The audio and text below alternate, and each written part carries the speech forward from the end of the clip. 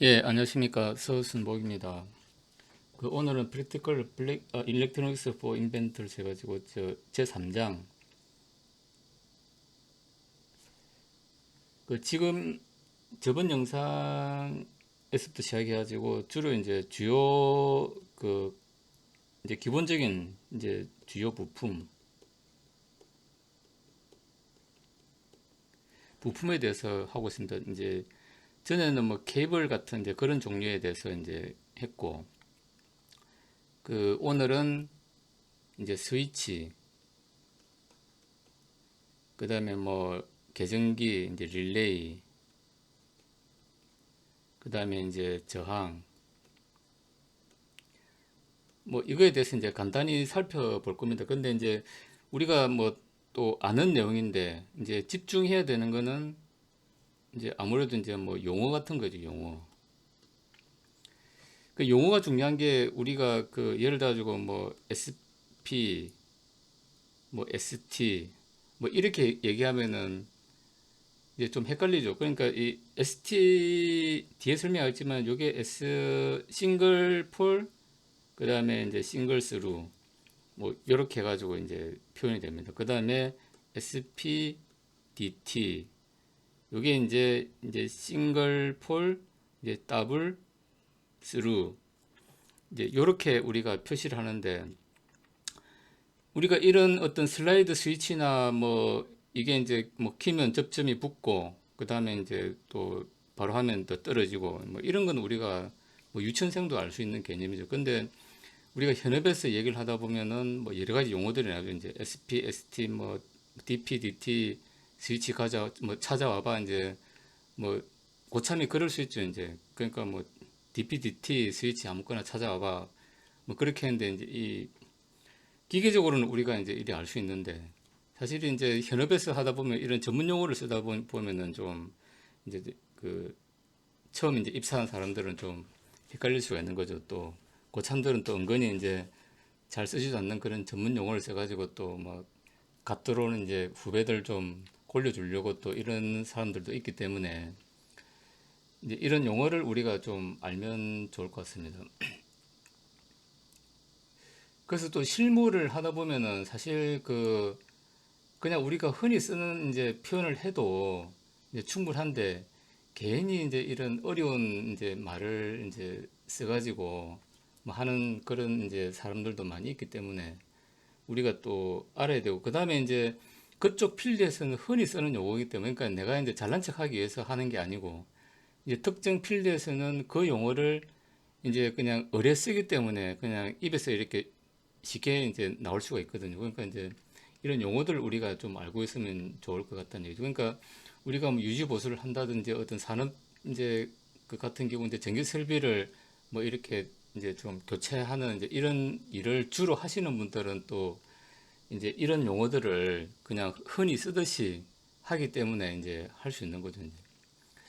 그래서 각 분야마다 또 전문적으로 쓰는 용어들이 다 이제 다르기 때문에 우리가 이런 게 있다는 거는 이제 좀 알고 있는 게 좋을 것 같습니다. 그래서 아까도 얘기했지만은 우리가 스위치 접점이 명칭이라고 되어 있는데 요거를 이제 우리가 기본적으로 알고 있으면 좋겠다는 거죠. 그러니까 S는 이제 한 개, 싱글, D는 더블, 그 다음에 이제 폴은 입력, 그 다음에 스루는 출력, 이제 요렇게 우리가 표기를 이제 합니다. 요거는 이제 어찌 보면 이제 그 정의죠, 정의. 뭐 원리적인 그런 게 아니고. 그 다음에 또 우리가 릴레이 접점에도 보면은 노멀 오픈, 그러니까 항상,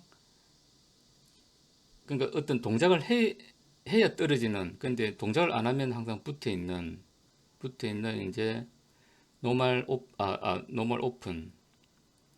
그 다음에 이제 동작을 해야 떨어지는 노멀 클로즈. 뭐 이렇게 이제 항상 붙어 있다가 내가 뭔가 동작을 해야 떨어지는 그런 이제 어떤 NC, NO 이제 이런 것도 있다는 얘기죠. 그러니까 우리가 이제 노멀 오픈 이렇게 얘기하면 이제 뭐 또 영어를 알면은 항상 이제 떨어졌구나. 노멀 클로즈 항상 뭐 붙었구나 이렇게 할 수 있는데 근데 뭐 노멀 오픈, 노멀 클로즈 이렇게 쓰는 사람들이 없죠. 다 뭐 NC, NO 뭐 아니면 A 접점, B 접점 이제 이런 식으로 이제 쓰기 때문에 우리가 이제 접점에 대한 부분도 이제 요 SP, DP 뭐 이런 걸 우리가 이제 좀 알 수도 있고 좀 일단은 알고 있으면 좋고 그다음에 NC, NO가 뭔지 그다음에 NO는 A 접점 그다음에 NC는 B 접점 그다음에 C 접점을 이제 그 A 접점과 B 접점을 동시에 가지고 있고 요거는 이제 그 일단 뭐 이제 선택형이죠. 체인지업을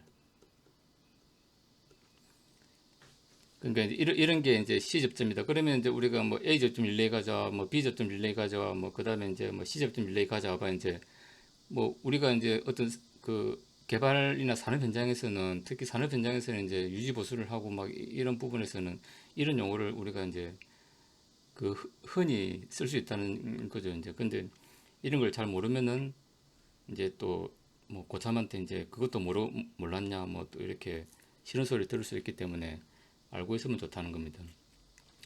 그 다음에 이제 스위치 접점과 관련해 가지고 우리가 이제 그 싱글, 더블, 그 다음에 폴스루 이렇게 해가지고 이제 할 수 있는데 그러니까 SPST는 이제 요 싱글 폴, 그 다음에 싱글 스루 이제 요게 이제 그 요렇게 이제 SPST로 하고 그 다음에 이제 C 접점에 대한 이제 그 요 보면은 이제 SPDT가 이제 C 접점에 해당되는 거겠죠. 요거는 이제 싱글 폴이고 이제 더블 스루 그러니까 이제 그 출력이 두 개라는 얘기죠. 그 다음에 이제 DPST 요거는 좀 우리가 요 헷갈릴 수 있는데 이게 이제 뭐 이게 이제 더블 폴에 싱글 스루니까 이제 요렇게 우리가 착각할 수가 있습니다. 그런데 이거는 이제 요거는 이제 아니라는 거.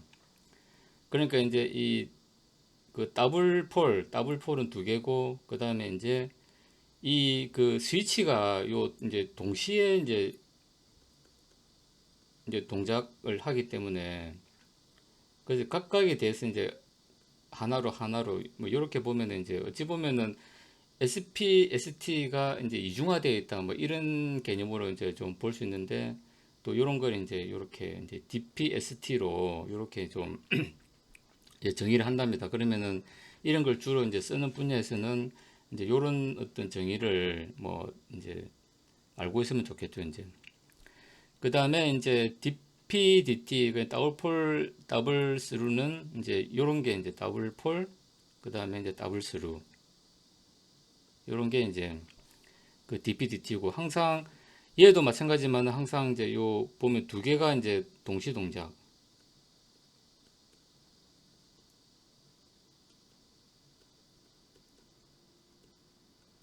그 이게 각각 이제 얘가 만일에 이제 DPST가 각각 동작한다 그러면 SPST가 되겠죠, 이제. 그 다음에 DPDT가 각각 동작한다 그러면은 이제 SPDT가 되겠죠, 이제. 그러니까 이제 이렇게 이제 뭐 두 개로 동작한다는 거, 요걸 우리가 알고 있으면 이제 좋을 것 같습니다. 그래서 이제 항상 그 어떤 요 이제 용어를 우리가 알고 있으면 이제 신입사원 때라도 좀 고참들 때는 좀 사랑받을 수 있다. 뭐 그 정도 얘기입니다. 그 다음에 이제 그 이런 걸 우리가 이제 또 응용을 할 수 있다는 거죠. 뭐 아까도 얘기했지만 이제 이렇게 이제 3폴 그 다음에 뭐 이제 그 6스로 이런 식으로 해가지고 이런 식으로 우리가 이제 위에 걸 이렇게 해가지고 이제 이런 식으로 이제 응용을 할 수 있다.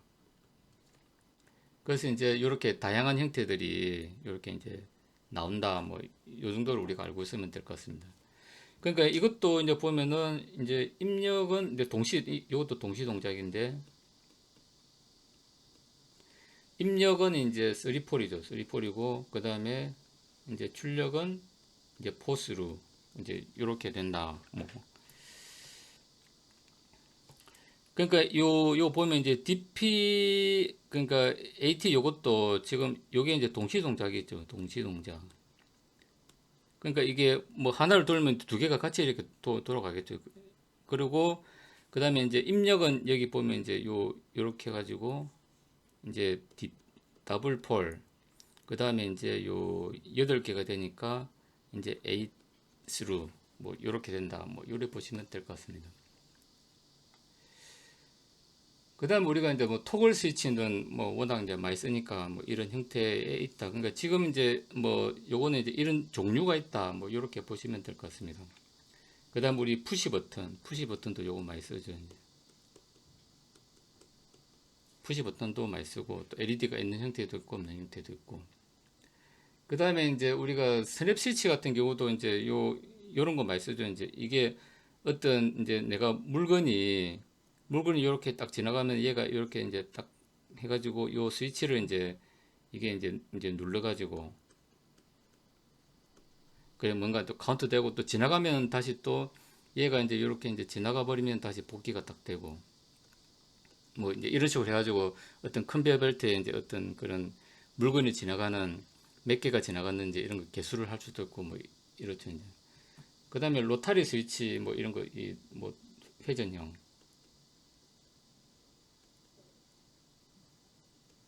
뭐 이런 것도 우리가 있고 그다음에 마그네틱 리드 스위치 요것도 보면 우리가 이제 그 도어 센서가 문이 닫혔는지 안 닫혔는지 이제 이런 어떤 도어 센서로도 쓸 수가 있고 그다음에 이제 좀 이제 그 이 자기력이 이제 크면은 우리가 이제 그 마그네틱 이제 잠금 장치로도 우리가 할 수 있죠. 그러니까 우리 특히 그 이제 열고 닫는 이런 문 같은 경우는 이제 이런 게 좀 설치되어 있는 경우가 자주 볼 수 있습니다. 그 다음에 바이너리 코드 스위치라는 게 있는데 요거는 우리가 그 어떤 이제 모듈이 이제 여러 개단 얘기죠. 여러 개인데 이제 뭐 예를 들어서 이제 그 16개를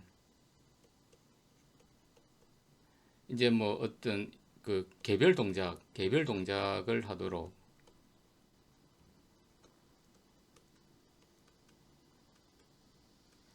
그러니까 뭐 우리가 어떤 센서를 붙이는데 똑같은 걸 만들어 놓고 이제 예를 들어 이제 뭐 여기 A 지점 그 다음에 뭐 B 지점, C 지점, 뭐 D 지점, 뭐 E 지점 뭐 이제 뭐 이렇게 해가지고 이제 뭐 여기 이제 16 이제 뭐 번째 이제 지점으로 이렇게 이제 붙인다 했을 때 이걸 이제 우리가 뭐 소프트웨어적으로 이제 그 각 그 어드레스 지정을 할 수도 있겠지만 우리가 하드웨어를 만들다 보면 이제 그 뭐 펌웨어로 일일이 하면 또 복잡할 수도 있죠. 그러면은 요런 바이너리 코드 스위치를 딱 달아가지고 모듈을 이제 딱 뭐 똑같이 만들어 놓고 내가 이제 A 지점 설치할 때는 이제 그 볼륨을 이제 요 0번째 딱 이렇게 세팅해 놓고 설치하고 그다음 B 지점에 설치할 때는 얘를 이제 1로 이렇게 이제 또 돌려놓고 설치를 하고 그러면 이제 내가 볼륨을 또로록 이렇게 설치해 놓으면은 이제 그 A 지점에 A 센서가 뭐 이제 설치됐고 이걸 우리가 알 수 있는 거죠. 그러면 이제 예를 들어 A 지점에서 신호가 들어오면 아 A 지점에 있는 센서가 동작을 했구나 뭐 이런 식으로 우리가 알 수가 있다는 거죠. 그래서 요거는 이제 우리가 하드웨어적으로 그 제품은 이제 똑같은 센서 같은 경우는 똑같이 만들 수밖에 없으니까 근데 걔를 이제 우리가 하드웨어적으로 일을 할 때 이제 이런 식으로 그 또 변경이 가능할 때 할 수 있다는 얘기. 그러니까 우리가 이제 예를 들어 얘를 이제 유지 보수를 많이 한다 이랬을 때는 이제 내가 16번째 있던 걸 이제 고장 나가지고 떼 와가지고 다시 수리를 해가지고 16번째는 이제 새 걸로 교체를 하겠죠. 교체하고 16번째 있는 걸 떼가지고 이제 내가 수리를 한 다음에 예를 들어 이 지점에 고장이 났다. 그러면은 또 이 지점에 이제 수리한 걸 갖다 넣으려 그러면은 그때는 이제 16 그 F가 아니라 이제 여기 이제 4번으로 이제 이렇게 이제 돌려가지고 그래 이 지점에 딱 이렇게 이제 꽂아 놓으면 되겠죠. 그러면은 우리가 뭐 펌웨어 변경한다고 뭐 또 업로드하고 이럴 필요도 없이 그러니까 간단하게 이제 우리가 좀 그 하드웨어를 이제 관리할 수 있다. 뭐 요 정도로 우리가 알고 있으면 좋을 것 같습니다. 그 다음에 뭐 이런 딥 스위치는 잘 알고 있고 그 다음에 이제 이 그 순을 이용한 스위치 요게 보면은 이제 그 뭐 제대로 서 있는지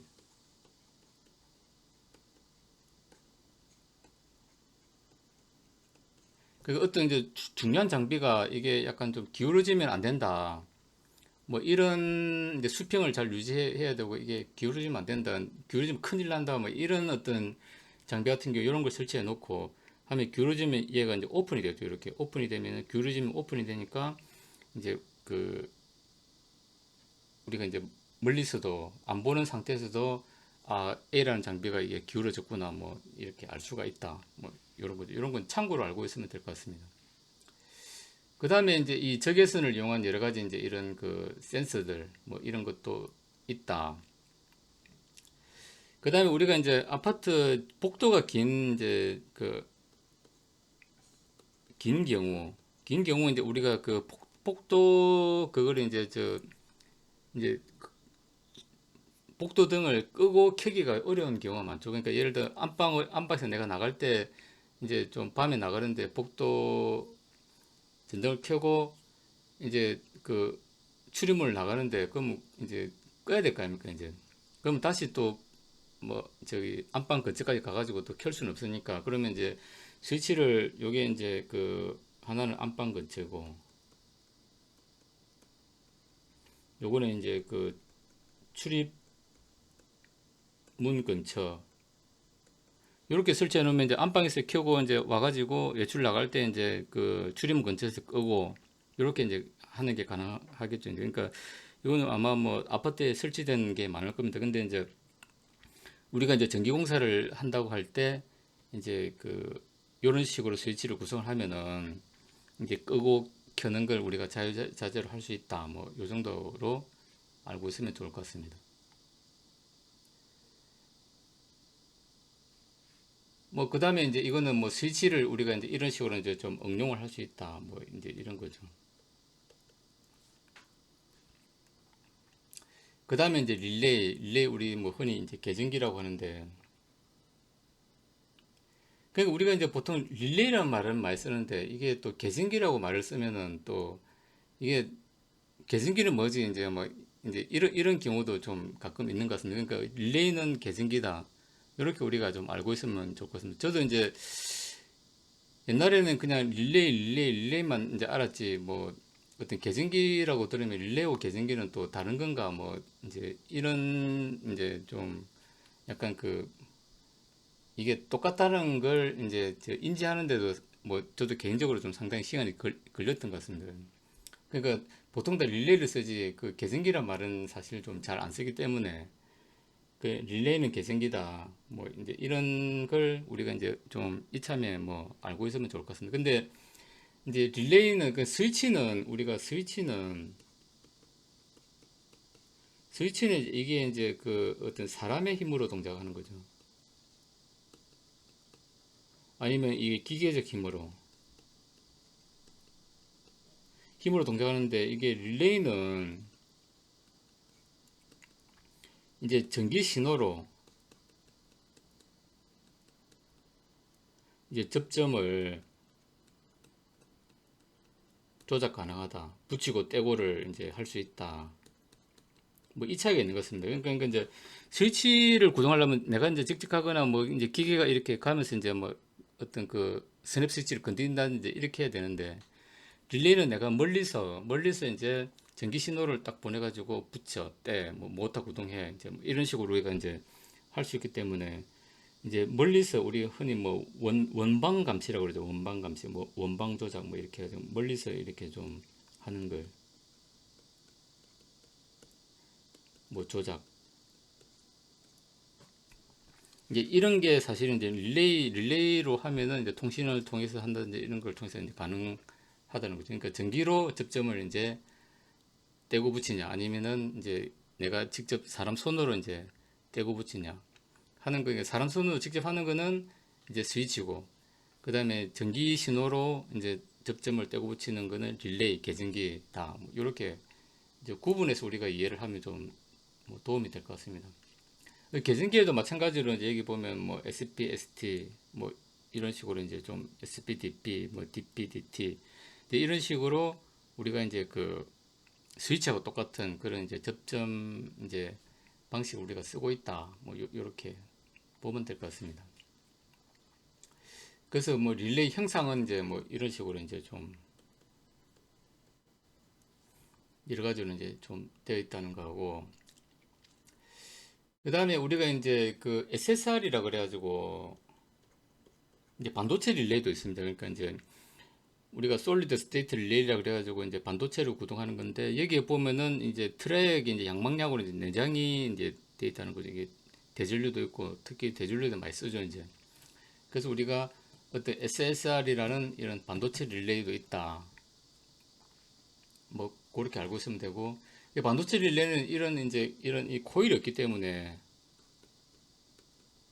이제 역기 전력도 없고 뭐 이제 이런 좋은 점이 있죠. 그 다음에 우리 계승기를 이제 동작을 시키려 그러면은 이제 DC 같은 경우는 반드시 이제 역기 전력이 발생하기 때문에 그 서지, 그 역기 전력에 의한 서지를 흡수하기 위해서 DC 같은 경우는 이제 반드시 이 코일 양단에 다이오드를 달아야 되고, 그 다음에 이제 AC 같은 경우는 이제 RC 이제 스너브 회로를 우리가 넣어야 된다. 요걸 우리가 좀, 안 그러면은 이제 그 동작하는 쪽에서 요 스위치가 파손이, 요 스위치는 보통 우리가 이제 전자로 보면 뭐 트랜지스터나 그 다음에 FET 이런 걸 많이 쓰죠. 이제 이 기계적 스위치를 쓰는 경우는 없죠. 이제 그러면 요 FET나 TR이 이제 그 서지 해가지고 과전압 해가지고 맛이 갈 수 있다. 그렇기 때문에 이제 반드시 써야 되고, 이제 이런 이제 응용 회로에서는 뭐 이렇게 이제 우리가 이제 서지에 대한 코일이 오프됐을 때 이제 발생되는 역기 전력을 이제 흡수할 수 있도록 이렇게 해야 된다. 그래서 우리가 이제 그 릴레이 계전기를 드라이브 한다 그러면은 이제 요 회로는 우리가 이제 그 이게 이제 기본 회로다. 뭐 이렇게 우리가 딱 생각을 하면 좋을 것 같습니다. 특히 이제 계전기를 우리가 릴레이를 구동할 때는 코일 병렬로 해가지고 무조건 다이오드 하나 붙여야 된다. 특히 이제 요 방향도 중요하죠. 이제 거꾸로 다루면 큰일 나지만은 이제 요 그림을 우리가 항상 기억하고 있다가 적용을 하는 게 좋다.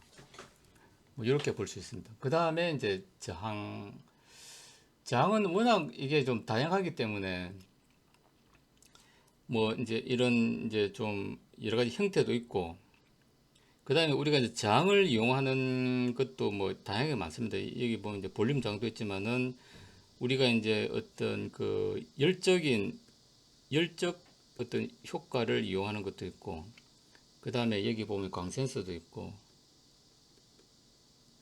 그러니까 우리가 이제 어떤 그 보면은 이게 어떤 L이나 우리가 정기적으로 RLC라고 하는데, 그러니까 L하고 C는 요거는 좀 제가 볼 때는 이제 역할이 저항에 비해서는 좀 분명하다. 역할이 분명하다는 거죠. 이제 좀 뭔가 어떤 역할이 제한적이다는 거죠. 근데 이 저항 같은 경우는 이게 보면 어떤 그 이제 열을 발산하고 그 다음에 이제 그 어떤 말 그대로 이제 어떤 그 진짜 이제 저항 뭔가 이제 뻗대는 거죠. 이제 그러니까 DC가 못 지나가게 하고 뭐 이제 이런 어떤 저항 값을 유발하기 때문에 이제 이런 어떤 이런 특성 때문에 또 이게 우리가 이제 어떤 센서로도 많이 쓴다는 거죠. 그러니까 센서를 쓴다는 게 뭐냐면 우리가 예를 들어 이제 그 어떤 포토 이제 뭐 이제 요 레지스터도 있지만은 우리가 이제 어떤 가스 센서라든지 이런 어떤 정밀 이제 이런 그 센싱을 할 때 보면 우리가 그 요렇게 이제 휘스톤 브릿지로 해가지고 뭐 이제 이렇게 이제 검출을 하는데 있어가지고 이제 여기에 보면 이제 이게 센서를 넣는 거죠. 센서를 넣고 그 다음에 이제 요 양단에 이제 전압을 우리가 이제 측정을 하면 되죠. 그 다음에 또 이제 뭐 이런 그 가스 센서도 있고 그 다음에 이제 우리가 그 어떤 이제 항공기나 이런 데 이제 어떤 그 휨이 있을 때 이제 그런 어떤 휨의 정도를 또 측정하는 이제 그런 스트레인 게이지 뭐 이런 것도 있고 뭐 이러다 보니까 그러니까 우리가 이제 어떤 그 센스를 이제 설계할 때 보면은 이제 대부분은 다 센서의 대부분은 다 이제 저항값으로 이제 환산이 되는 경우가 많다는 거죠, 이제.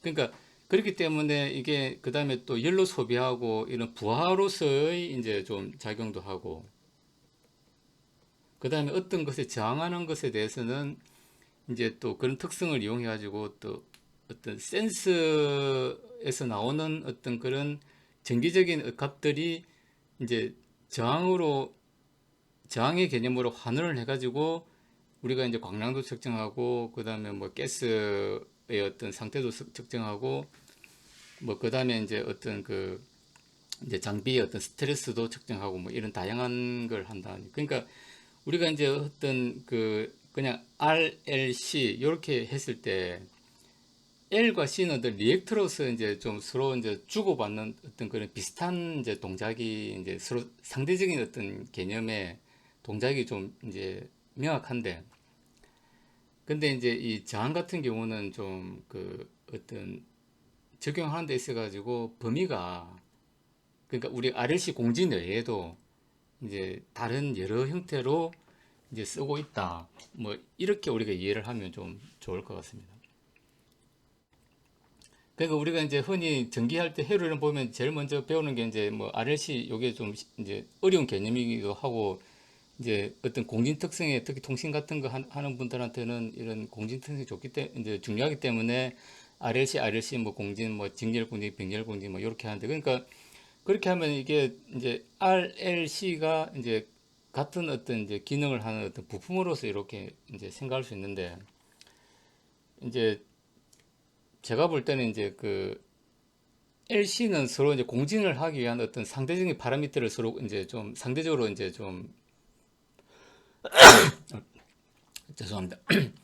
이제 반대적인 어떤 파라미터를 서로 이제 좀 상보적인 관계로 가지고 이제 있는 것이 두 개가 서로 1대1로 매칭되는 것처럼 명확한데 R은 이제 그런 효과들을 이제 상쇄시키거나 그다음 조절하기 위한 어떤 그런 이제 용도로 이제 LC 공진의 이제 R이 약간 좀 조미료 개념으로 이제 이 섞인다.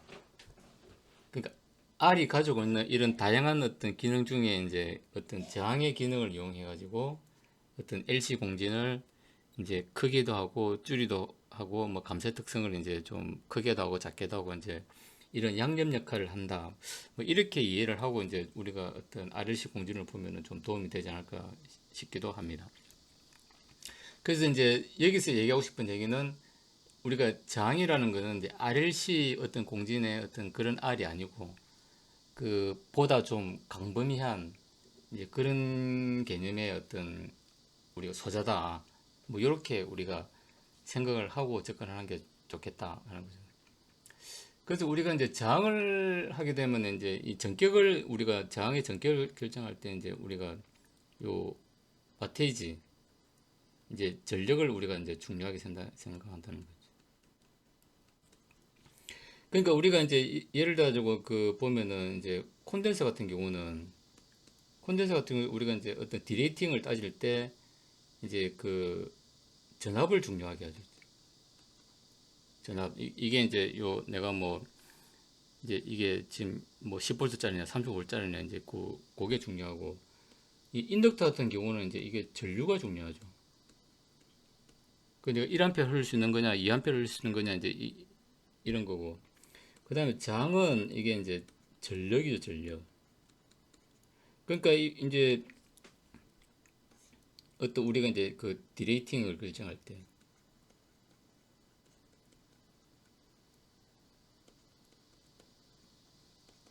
그러니까 우리가 회로에 이제 어떤 소자를 쓸 때 그 이 소자가 이제 소자에 걸리는 전압, 그다음에 이 소자를 통하는 이제 그 전류, 그다음에 이제 이 소자에 걸리는 어떤 이제 열적인 스트레스 그러니까 이제 파워죠. 그러니까 이게 그런 어떤 요 어떤 전격과 관련된 걸 우리가 이제 그 부품을 선정할 때 이제 잘 이제 해가지고 해야지 그냥 아무거나 막 갖다 놓으면 이제 막 열나고 뭐 터지고 이럴 수 있는 거죠. 근데 우리가 이제 어떤 그 신뢰성을 담보하기 위한 어떤 디레이팅을 결정할 때 이제 콘덴서 같은 경우는 전압을 이제 중요시 이 중요시란 말을 쓰는 거예요.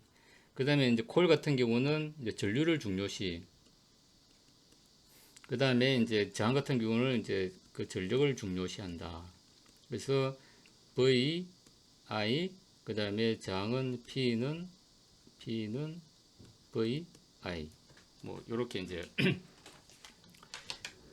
한다. 그러니까 우리가 이제 는 걸 우리가 알고 있으면 좋을 것 같습니다. 그래서 이제 그 저항은 이제 전력을 한다. 이렇게 놓으면 우리가 이제 좀 뭔가 약간 좀 협소하게 알 수 있는데, 이제 콘덴서는 전압을 중요시해야 되고, 디리팅 결정할 때, 이제 인덕터는 전류를 중요시해야 되는구나. 이런 걸 같이 알고 있으면 이제 좀 좋겠다. 뭐 하는 겁니다. 그래서 이제 뭐 요거는 이제 뭐 이제 우리가 그 와테지 결정할 때 이제 그 병렬은 이제 이 전류 나눠 먹기.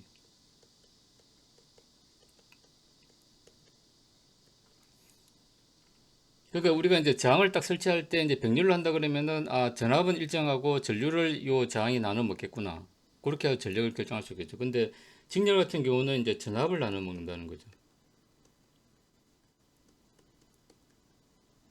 그러면 직렬이다 그러면은 이제 전류는 똑같다는 거예요. 전류는 동일하니까 전압이 반반으로 나뉘겠구나. 그러면 이제 각각에 대한 우리가 와테이지를 여기는 뭐 예를 들어 1와트 쓰면 된다, 아니면 0.5와트 쓰면 된다.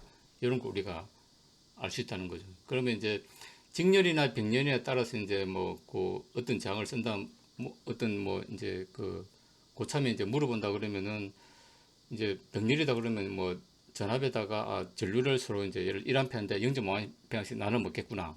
뭐 그러면 이제 그 걸리는 전압에다가 이제 0.5를 곱하면은 이제 P랑 와테이지가 딱 나오겠죠. 이제 그래 바로 딱 할 수 있는. 근데 아 아니야 보니까 이제 직렬이야 그러면 그러면 전류는 이제 우리가 이제 계산이 되니까 그러면 전압이 반도로 이제 나눠지겠구나. 이런 식으로 우리가 바로 이제 알 수 있다는 거죠. 그 다음에 우리가 이제 레지스트 이제 저항값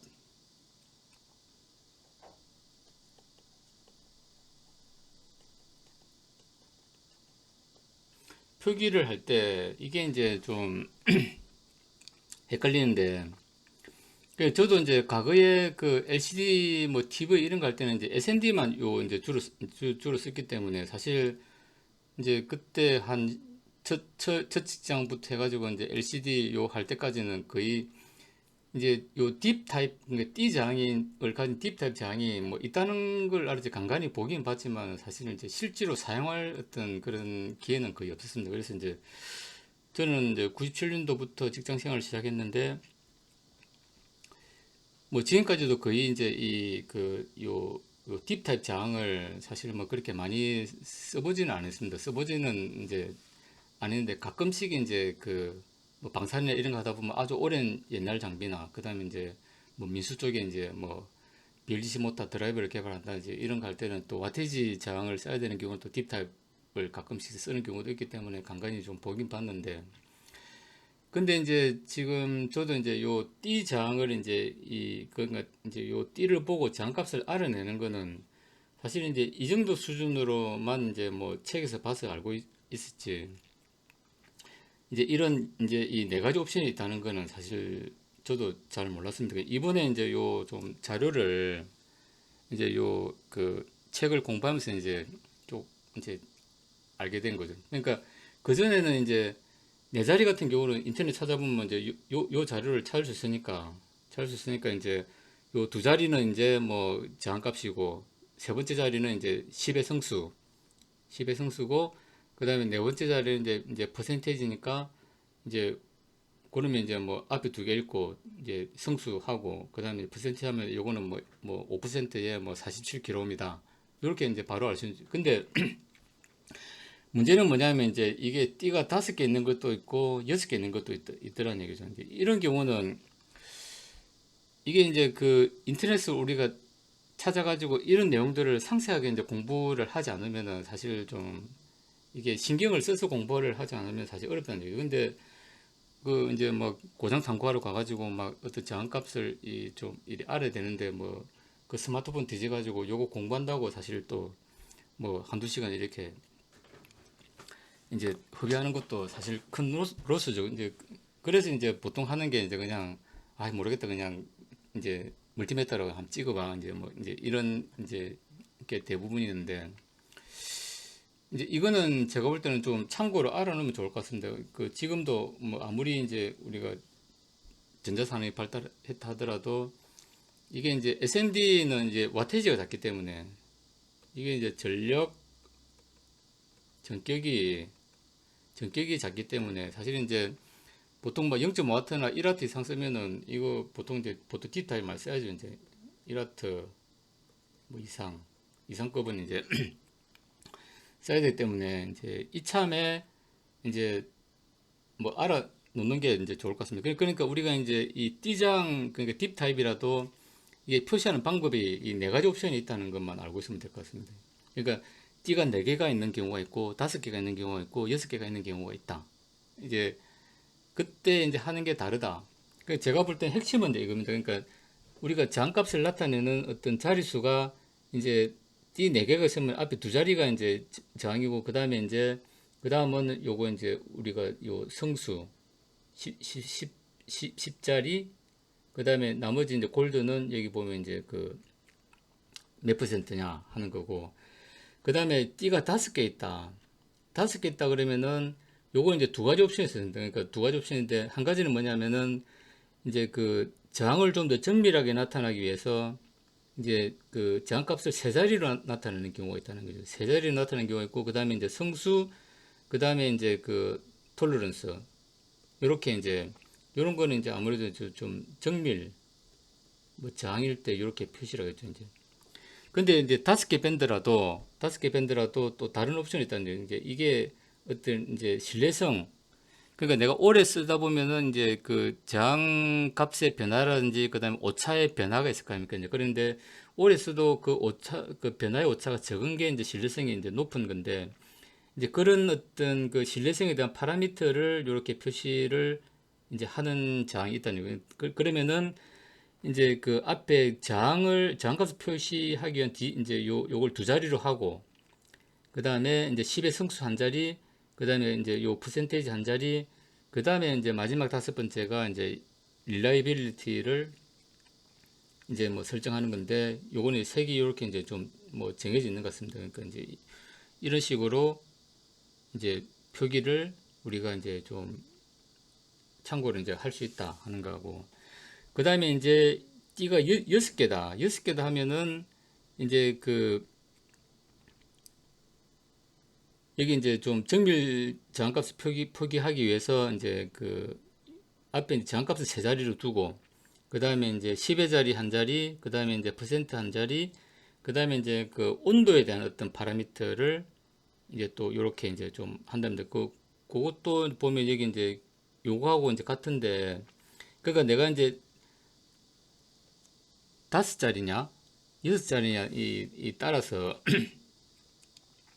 이제 그런 걸 이제 좀 우리가 판단을 뭐 이 좀 하면 되지 않을까 뭐 싶습니다. 그래서 이제 이제 제가 볼 때는 그 어떤 이제 이런 띠장을 많이 이제 그 딥타입 장을 많이 쓰시는 분들은 이제 이런 내용들을 이제 좀 잘 아시겠지만 이제 저같이 주로 이제 SMD만 주로 이제 써온 어떤 이런 이제 그 사람들은 사실 이 띠장을 보는 게 익숙하지도 않고 이제 또 하지만 또 이걸 또 봐야 되는 경우도 종종 생기고 뭐 이제 이러기 때문에 이제 뭐 오늘 이 시간을 빌어 가지고 이제 이런 그 이 띠장을 보는 방법에는 이런 네 가지 옵션이 있더라 하는 것만 이제 알고 있으면 될 것 같습니다. 그러면 이제 우리가 뭐 제 유튜브를 본다든지 또 이 자료를 제 블로그에 올려놓을 테니까 블로그를 본다든지 아니면 또 이제 인터넷을 찾아가지고 이제 6자리 이 이제 띠장을 보는 방법을 또 찾아가지고 하면 또 이런 이제 것들은 다 나오겠죠. 요 네 가지 옵션에 대한 거는. 이제 그렇다면 근데 이걸 모르고 있으면 우리가 이제 대학교 때 배운 이제 그 요것만 가지고 자꾸 이제 하려고 한다는 거죠. 그러면 이제 다행히 요 이제 띠가 4개면은 이제 요걸로 해결되죠. 근데 5개 또 어떤 6개네. 이거 뭐지 이제 그때부터 헷갈리기 시작한다는 거죠. 근데 이제 물론 이제 열심히 찾다 보면 이제 파악은 되겠지만은 이제 시간이 이제 흘러가는 거고. 근데 이제 이번 기회를 통해서 이제 요런 네 가지 옵션이 있다는 걸 알고 있으면 바로 딱 찾아가지고 아 6자리구나 딱 이제 인터넷 찾아가 6자리 딱 이렇게 딱 바로 딱 볼 수 이제 있다는 그만큼 이제 우리가 현장에서 뭔가 이제 대책을 할 때 좀 훨씬 효율적이지 않을까 뭐 그렇게 생각합니다.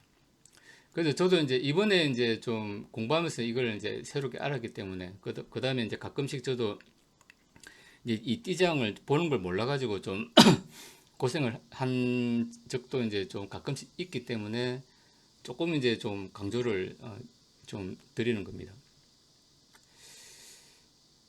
그 다음에 우리가 이제 이제 저항에 대해서 우리가 또 생각해야 되는 게 이게 이제 저주파일 때는 아주 이상적인 이제 이런 형태를 보인다는 거죠. 근데 얘가 이제 고주파로 되면은 이제 이 리드에 있는 어떤 L 성분, 그 다음에 이제 또 보이지 않는 아주 캡 성분, 그 다음에 레지스터 안에 있는 인덕터 성분, 이런 것들이 다 합쳐가지고 이제 고주파로 하게 되면 이제 나타난다는 걸 우리가 일단 이제 알고는 있어야 된다는 거죠. 그 다음에 우리가 이제 방열을 계산할 때도 이 저항의 개념을 우리가 좀 쓰고 있다.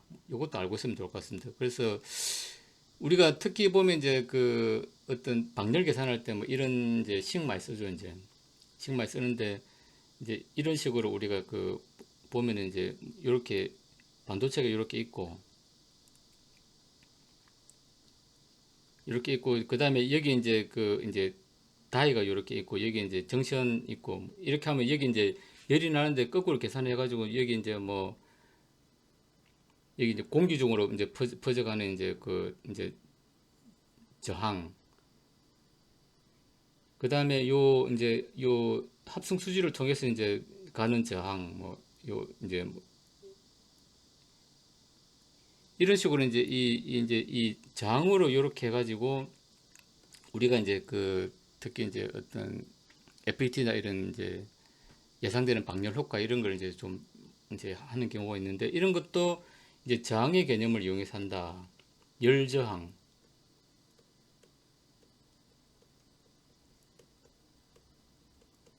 개념을 이용해가지고 우리가 이제 방열 그러니까 히트싱크를 또 어떻게 할 건가? 그러니까 히트싱크는 이제 아무래도 열저항이 작아야 되겠죠. 이제 열을 빨리 이제 발산시켜야 되니까. 이제 그런 어떤 이제 열저항 개념을 이용해가지고 우리가 이제 이 방열 설계를 할 수 있다. 뭐 이제 이런 그러니까 아까 처음에 얘기했지만은 이게 저항이란 개념은 상당히 이제 이게 어떤 폭넓은 개념이다. 이제 이렇게 우리가 좀 이해를 하면 좋을 것 같습니다. 그 다음에 이제 저항 같은 경우도 이제 온도 대비해가지고 이제 그 이게 이제 온도가 높아지면은 이제 저항값 이제 저항 효과가 떨어진다. 뭐 이렇게 알고 있으면 될 것 같고 그 다음에 우리가 이제 어떤 그 전격 환경에 따른 전격이라고 되어 있는데 이제 이게 우리가 이제 그 P는 VI죠. 이제 VI. 그러니까 처음에 P는 VI를 하고 정기적으로 이렇게 구해놓은 다음에 그 다음에 이제 우리가 이제 열을 얼마나 발산하냐 이제 이런 어떤 거에 따라서 이제 그 이제 쓸 수 있는 어떤 그런 것들이 이제 달린다는 거죠. 그러니까 이런 이제 내용이 있다 하는 걸 우리가 알고 있으면 좋을 것 같아요. 그래서 이제 저항을 쓸 때 특히 이제 그 열이 많이 나는 저항을 쓸 때는 이제 환경이 이제 이렇게 닫혀 있냐 아니면 또 이렇게 이제 그룹핑 돼 있냐 그 열나는 저항끼리 이렇게 뭉쳐 있냐 그 다음에 이제 그 쿨링 팬이 있냐 그 다음 주요 온도가 높냐 낮냐 이제 뭐 그 다음에 이제 얘가 펄스로 구동하냐 아니면 그냥 DC로 구동하냐 AC로 구동하냐 이런 거에 따라서 이제 그 어떤 요 이제 계산 예시가 있는데 이제 이런 걸 가지고 조금 이제 우리가 좀 디테일하게 접근할 때 이제 이런 개념이 필요하다는 거죠. 그러니까 특히 보면은 이제 그 우주 뭐 항공, 이제 방산 같은 경우 이제 우리가 그 어떤 이제 이게 이제 규격에 맞냐 안 맞냐 이제 이런 걸 우리가 이제 좀 따질 때가 많죠. 이제 그러니까 이게 특히 방산 제품이나 우주항공 같은 경우는 이제 뭐 SRR, PDR, CDR 해가지고 이제 그 여러 개 단계가 있는데 특히 이제 어떤 PDR이나 CDR 초반에 이제 이런 요구들이 많죠. 그러니까 직접 제품을 만들기 전에 이게 이제 어떤 그 시뮬레이션이나 이제 이론적으로 계산해가지고 이 제품이 이제 어떤 수명이나 이제 뭐 10년, 20년, 뭐 30년 동작하는데 문제가 없다는 걸 설계하는 당신이 어떻게 보증할래? 그 서류 다 내놔. 이제 뭐 이런 요구들이 많죠. 이제 그래서 우리가 흔히 하는 게 뭐 요즘 뭐 옛날에는 이제 그 옛날에 ILS 군수 뭐 지원 요즘은 이제 군수 통합 지원 해가지고 IPS라는 말을 많이 쓰는데 여기에 보면 이제 램 분석이라는 게 있습니다. 그래서 이제 그 어떤 뭐 기구적인 부분, 뭐 기구적인 이제 부분, 뭐 열적인 스트레스, 진동에 대한 충격 또 이제 이런 것도 다 해석을 하고 해석적으로 다 하는 거죠. 그다음 정기적인 부분도 어떤 해석적으로 이제 다 해가지고 또 뭐 MTBF도 구하고 이제 이런 고장 확률 뭐 이런 걸 이제 구하는 걸 이제 이 램 분석이라고 하는데 이제 우리가 그 이제 방산 같은 경우는 이제 계속 이제 얘가 이제 언제 고장 날 거라는 걸 예측을 해가지고 그러면 이제 그 예비 스페어 부품을 이제 뭐 한 10년 쓰다 고장나면 이제 10년 안에 이제 스페어 부품 한 두세 개 마련해 놓는다. 뭐 이런 거 5년 안에 고장나 그러면 이제 또 이제 5년 단위로 이제 스페어를 계속 이제 그 준비를 해놔야 되고 그 이런 걸 우리가 이제 설계 단계에서 이제 예측을 해가지고 이제 그런 이제 MTBF를 구해가지고 내가 이제 이 장비를 운영하기 위해서는 이제 이 부품의 스페어를 이제 5년 단위로 이제 내가 이제 고장이 날 수 있으니까 5년 단위로 준비를 한다든지 아니면 10년 단위로 준비를 한다든지 이제 이런 걸 이제 우리가 어떤 무기를 운영하는 데 있어가지고 고장이 나면 이제 바로 교체해가지고 바로 이제 또 대포도 쏘고 해야 되니까 이제 그런 측면에서 이제 그 이런 IPS, ILS 이제 개념이 있다는 거죠. 거기에 보면 이제 램 분석이라는 게 있고 MTBF라는 개념이 있어가지고 하면은 이제 결국에는 이제 그 이제 이게 이제 크리티컬한 한 부분에서는 이제 특히 이제 이를 와테지 저항을 쓰게 되면은 이제 이런 부분까지 이제 우리가 올 수 있다는 거죠. 그러면은 이제 내가 이제 쓰는 회로가 이제 이 이렇게 계산할 때 디레이팅이 충분합니다. 그러니까 뭐 이제 실제로는 한 뭐 10와트 정도 이제 소모를 하는 회로에 쓰는데 내가 예를 들어 뭐 한 20와트짜리 저항을 이렇게 썼다. 그래 뭐 이리 계산해 보니까 이제 실제로 이제 쓰는 게 한 뭐 한 9점 뭐한 8와트 정도 됩니다. 그러면 이제 20와트면은 거의 이제 디레이팅이 50%니까 50% 이상이니까 뭐 이제 가능합니다. 할 수 있는데 뭐 이제 이렇게 계산해 보니까 실제로 쓰는 이제 와테지가 만일에 뭐 한 10, 뭐 1와트 애매하게 나왔다. 이러면 이제 이 50%, 그러니까 50%는 건 우리가 사실 뭐 어떤 정해진 게 아니고 이제 우리가 보통 그냥 통상적으로 이제 저항 같은 경우는 이제 뭐 한 50에서 60% 디렉팅을 가지고 하는 게 좋습니다라고 이제 어떤 뭐 그런 좀 관리적인 부분이 있는데 뭐 이런 건 이제 이런 걸 계산해 가지고 이제 뭐 한 55% 정도 됩니다. 그래 뭐 쓰는 데는 문제 없습니다. 뭐라고 이제 우리가 설득을 할 수 있다는 거죠. 그러니까 이제 이런 계산을 통해서 이제 우리가 이렇게 이제 좀 하면은 이제 보는 쪽에서도 아 그래 뭐 한 55%뭐 통상 50% 쓰는데 뭐 이제 쓰긴 하는데 그거는 이제 엔지니어들의 어떤 관리적인 부분이고 뭐 실제로는 60% 써도 되는데 근데 이제 이렇게 해보니까 뭐 한 52% 정도 뭐 쓰고 한 48% 정도 이제 디리팅 이유는 있습니다라고 이제 설득을 하면은 뭐 그거는 딱 정해진 50%딱 쓰라고 이제 어떤 근거가 딱 있으면 모르겠지만 뭐 그런 게 이제 뭐 없는 경우가 많기 때문에 이제 이런 걸 설득을 할 수 있는 거죠. 근데 요것만 딸랑 해가지고 이제 갖다 주면은 이제 좀 이제 보는 쪽에서도 신뢰가 안 가겠죠. 이제 아 그 뭐 저 장 쓰는데 좀 그 뭐 뜨거운 것도 많고 옆에 백열로 뭐 또 뜨거운 물체도 많고 있는데 그런 것도 고려도 안 하고 당장 달랑 요것만 이렇게 이제 가져왔어 이러면은 뭐 전기전자를 잘 모르는 이제 그 판단하는 뭐 이제 뭐 정보 관계자도 이걸 딱 이렇게 승인해 주기가 좀 어렵겠죠. 근데 약간 51% 52% 약간 넘었다 하더라도 이제 이런 어떤 계산식을 가지고 딱 이제 제출하면은 아 그래 제대로 계산했네 이런 뭐 이제 요것뿐만 아니라 뭐 이런 이제 그 뭐 쿨링팬이 있고 없고 뭐 그다음에 이 뭐 주위에 이제 뭐 이런 이제 발열체 있고 이런 걸 다 계산해 가지고 가져왔구나. 뭐, 아, 그래, 오케이. 뭐, 그래, 하시오. 뭐, 이래. 뭐, 이제 일이 되겠죠. 그러니까, 이럴 때 우리가 이제 좀 적절하게, 이제 이런 걸 좀 디테일하게 해줌으로써 상대가 받아들일 수 있는 어떤 그런 데이터를 우리가 이제 제시를 할 수 있다. 뭐, 이제 이 정도로 우리가 좀 알고 있으면 좋을 것 같습니다. 그 다음에 이제 이 아까 온도와 마찬가지로 주파수에 대해서도 이제 그 저항이 이렇게 감쇄가 될 수 있다 하는 걸 우리가 또 알고 있으면 좋을 것 같습니다. 그 다음에 이제 요거는 이 책에 나와 있는 내용인데 이거는 뭐 저도 뭐 지금까지 이런 계산을 사실 뭐 해본 적은 전혀 없습니다. 없고 이제 책에 보면 이제 노이즈의 영향성도 이렇게 계산한다.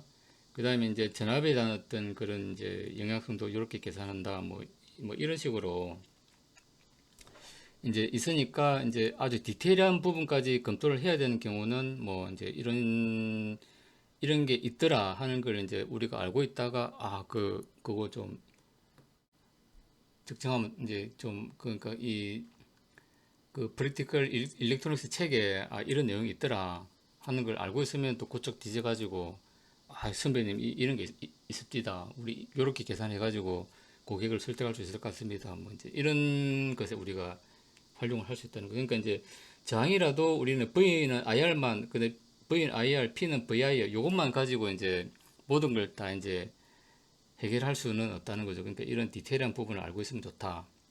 뭐 하는 겁니다. 그 다음에 이제 요 뒤에는 내용이 많은데 요거는 사실 뭐 일일이 좀 설명을 하기는 좀 이제 어렵고 저항의 어떤 종류는 이제 이런 게 있다 하는 정도만 알고 있으면 될 것 같습니다. 그리고 그 다음에 이제 와테이지 범위도 이제 저항에 따라서 와테이지 범위가 이제 큰 게 있고 작은 게 있고 이런 게 있고 그 다음에 저항 이제 값의 범위도 또 다르고 그 다음에 이제 보정할 수 있는 오차의 범위도 이렇게 이제 저항의 어떤 그 종류에 따라 이제 나오는 제품의 와테이지라든지 그 다음에 저항의 범위라든지 그 다음에 저항의 어떤 보정하는 오차가 이렇게 이제 천차만별이다 하는 거를 우리가 알고 있으면 좋을 것 같습니다. 그래서 이제 저항도 보면 이제 이런 여러 가지 종류들이 있다 하는 거하고 그 다음에 여기에 보면 이제 인터넷 뭐 찾다 보면 이제 그 어떤 저항에 따른 역할 그런 이제 종류나 특징, 장단점 이런 것들이 또 이제 있는 것들이 많기 때문에 그 내가 쓰는 저항에 어떤 이슈가 생겼을 때 이제 이런 자료를 통해서 이제 좀 뭐 찾아보고 또 이해를 하고 그 다음에 또 필요한 경우 고객에 대응하고 뭐 이러면 될 것 같습니다. 그러니까 중요한 거는 이제 이런 저항도 이렇게 다양하게 이제 많은 종류들이 있다. 뭐 이제 이 정도로 알고 있고 그다음에 대충 보고 싶으면 이제 이 자료를 이제 좀 이렇게 꼼꼼히 살펴보고 이제 뭐 이제 그 본인이 쓰는 저항에 대해서 좀 깊이 뭐 들어가서 찾아보면 될 것 같습니다. 뭐 저항의 형태는 이제 이런 식으로 뭐 이제 다른 볼륨 저항도 있고 여러 가지 형태가 있다 하는 거고 마지막으로 보면은 이제 우리가 디지털 포텐시미터를 해가지고 여기 보면 이제 I2C 동신호로 이제 저항값을 조절하는 이런 저항이 이제 있습니다.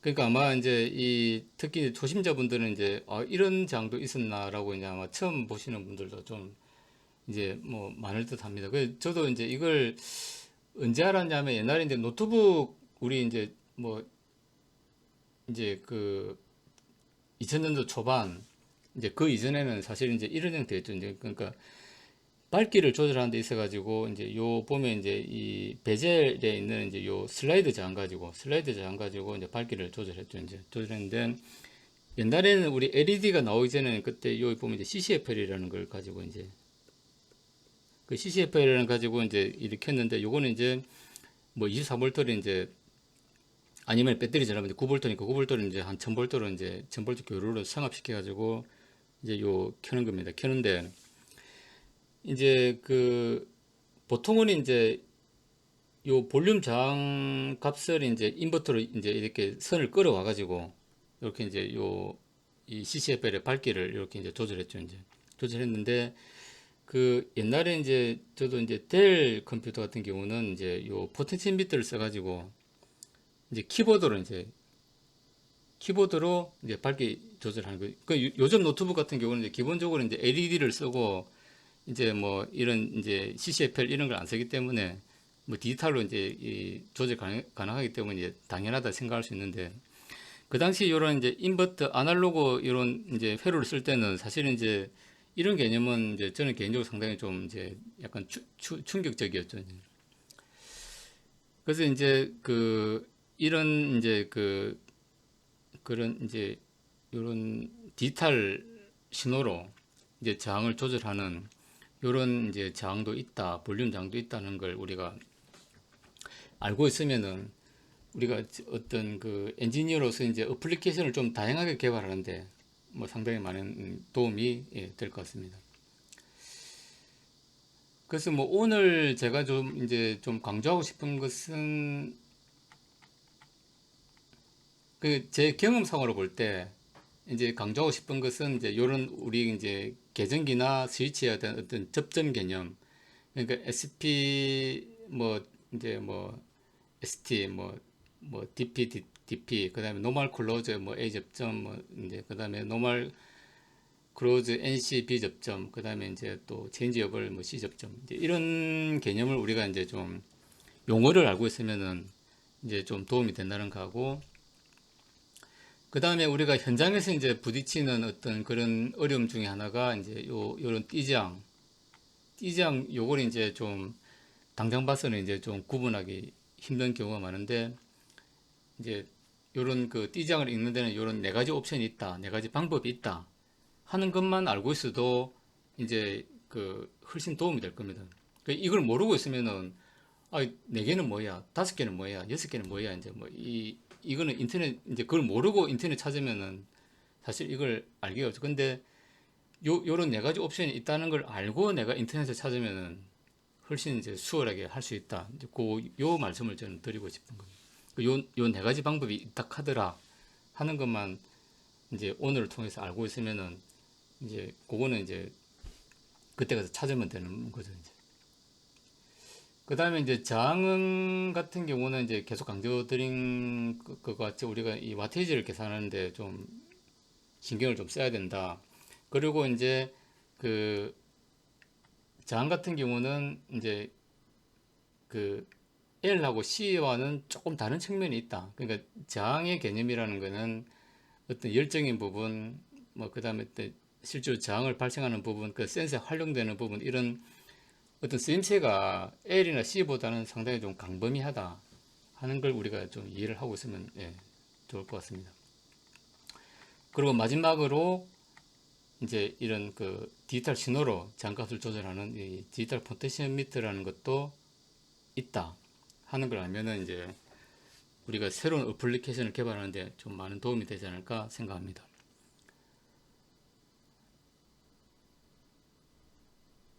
예, 오늘 이제 광복절인데 뭐 이제 좀 나름대로 의미가 있는 좀 시간을 갖기를 바라고, 좀 더운데 뭐 건강 관리 잘 하시고 연휴 잘 보내시기 바랍니다. 오늘 이상으로 마치겠습니다. 감사합니다.